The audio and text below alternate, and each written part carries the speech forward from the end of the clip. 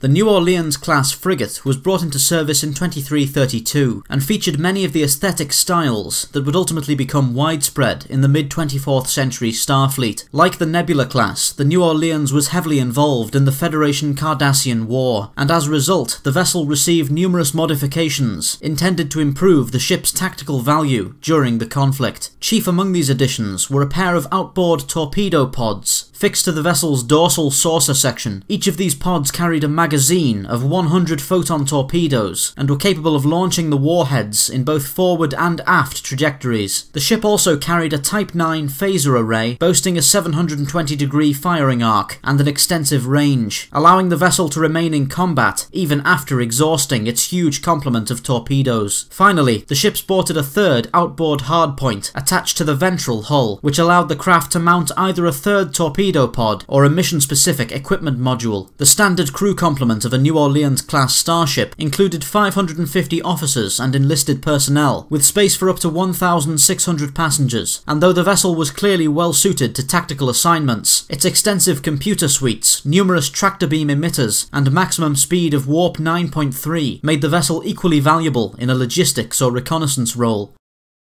The Typhon-class battle carrier was designed to serve as a mobile outpost and deployable staging ground for Starfleet short-range fighter squadrons in contested or hostile sectors. The vessels each carried a complement of 28 Valkyrie-class space superiority fighters, as well as various support craft, including Danube-class runabouts and Venture-class mission scout ships. The Typhon-class carries a large defensive arsenal to protect the vessel while it coordinates fighter operations. Its weapons complement includes numerous pulse phaser turrets, as well as quantum torpedo tubes, and beneath its powerful deflector shields, the starship boasts multiple layers of ablative armor plating. Should the vessel become suppressed beneath heavy fire, it features a sophisticated array of mechanical joints that allow the ship to enter a so-called fortress mode. When fortress mode is engaged, the vessel's thick ablative armor is extended to cover all of the starship's vulnerable areas, including its warp nacelles, launch bays, command deck, and weapons ports. Though this technique greatly increases the Typhon's endurance, it leaves the vessel incapable of firing its weapons, performing high-speed maneuvers, or deploying its fighter complement, and as such, fortress mode is best employed when awaiting the arrival of reinforcements, or to withstand enemy fire for a brief time while a previously launched fighter wing engages the attacking enemy.